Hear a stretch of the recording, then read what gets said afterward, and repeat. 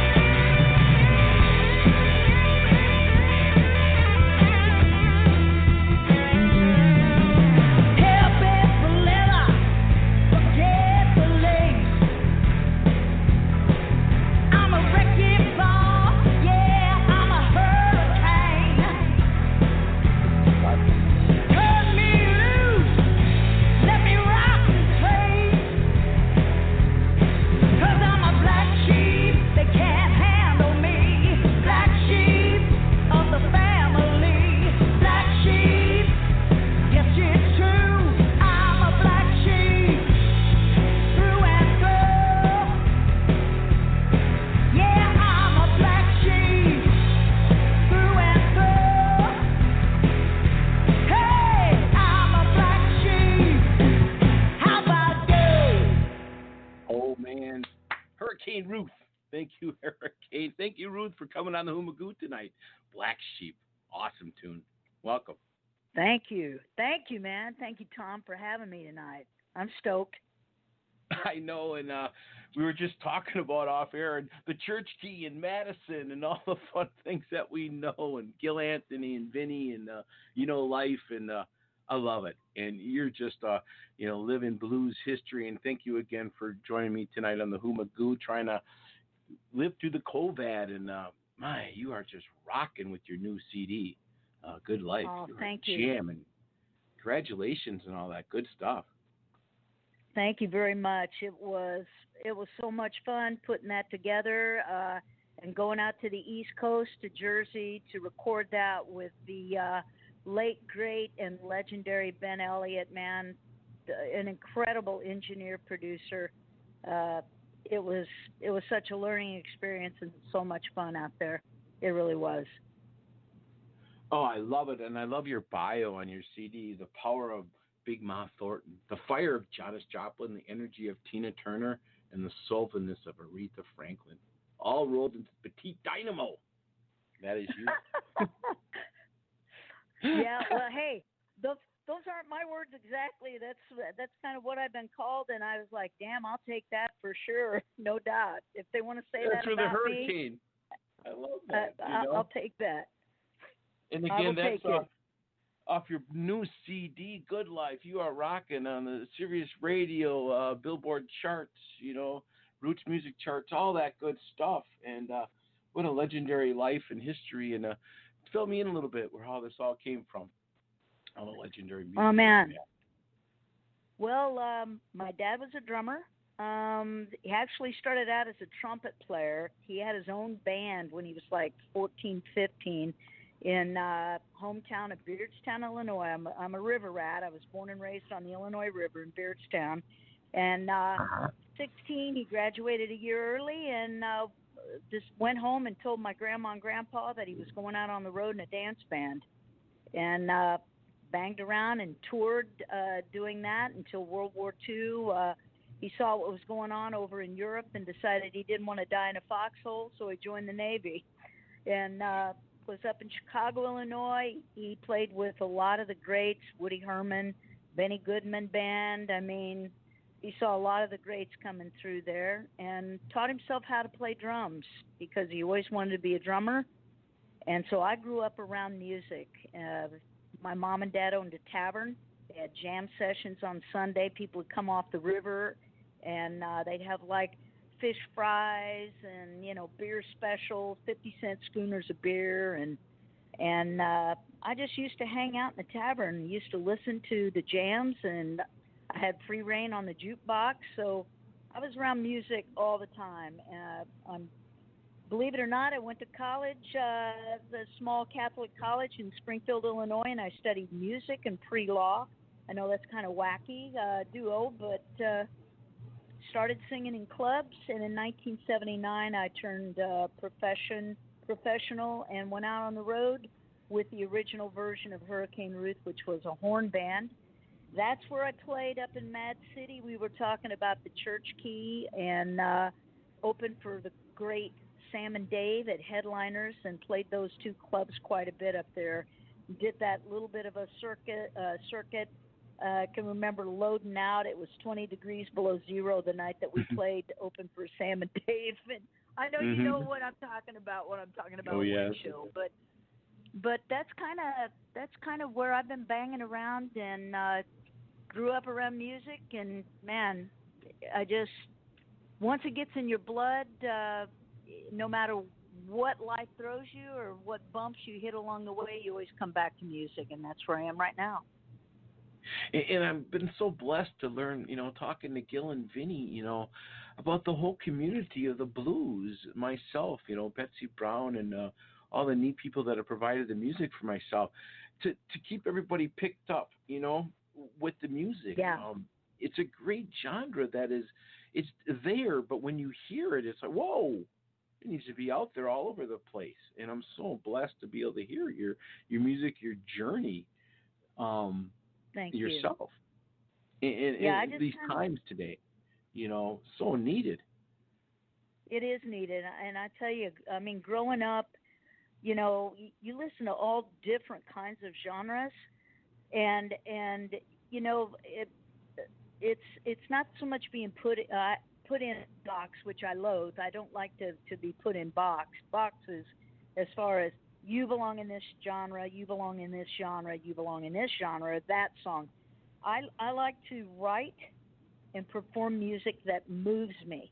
If it doesn't move me or feed my soul, then I don't really have any use for it. That's just something that I know it's kind of an old school thing, but I just love to listen to all music and all genres, but the blues and where it comes from and the edginess and the rawness is really what touches me. Yeah, and it's always so current. And it is. Talking about the Chicago history, like Paramount Records is here, well, in Port Washington, in the 20s and the 30s, all those God bless them, the African American singers were coming through here all the way through Chicago, and this is still, all that is very current in modern history as we are today, and giving back absolutely what they, brought to us, and the influences, and I just again get blessed because I've just kind of created this music show because I like the Who, and my nickname is Magoo, and that's kind of how that came to be. Yeah, I love that. That's how it was. I'm the Who, and I worked for Mad Science for a year, and I traveled around, did science experiments. I had to be Professor somebody. So hey, I'm Who and a Magoo. And my sister and I went, hey, Who Magoo. And honestly, that's how this whole thing just came. If you're going to laugh with me, laugh at me, that's what I'm trying to do here, too. Take this all too seriously, life and music. And not music, but what I'm trying to do. And I just so fun to, I honestly, you hit me up a week ago to get back to you, and I was just kind of bumming my knee and everything and taking it all. And I bless you for the music and, talking tonight, just kind of get going again.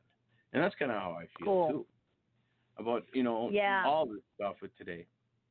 And it's so neat. Yeah, we need a little positivity. That's why everybody was kind of asking me, like, you're actually going to release an album in the middle of a pandemic.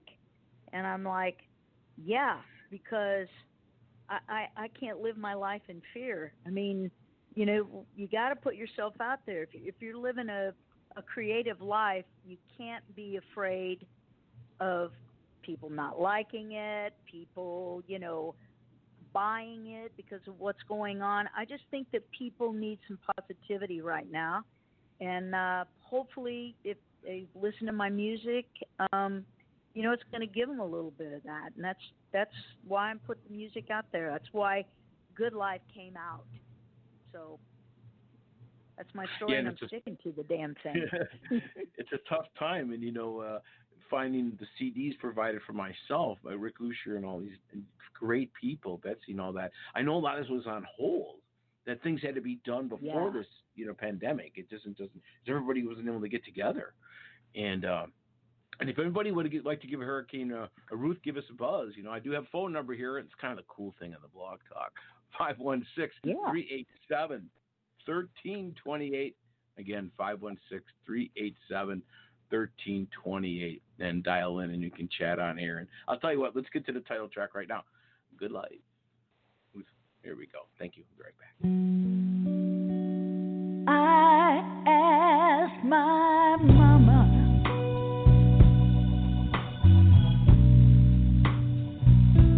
before she passed away,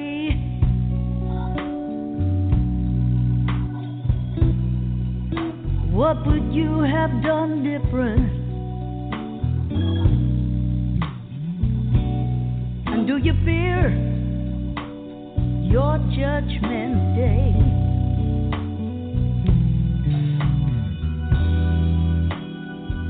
Her big blue eyes flew open, and then she looked at me and she smiled. She said, there's some things that I wish that I could change, but I ain't afraid of dying, 'cause I've had a good life. I've had a good life.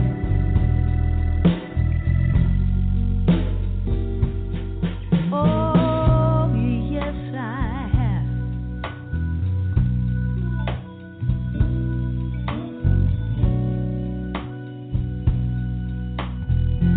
And then she said, I lost my mother.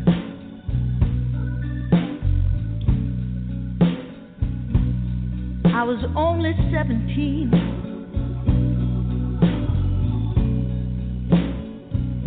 I had to drop out of high school, get a job, and set aside all my dreams.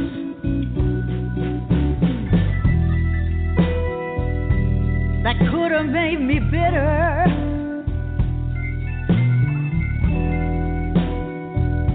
Instead, it made me strong.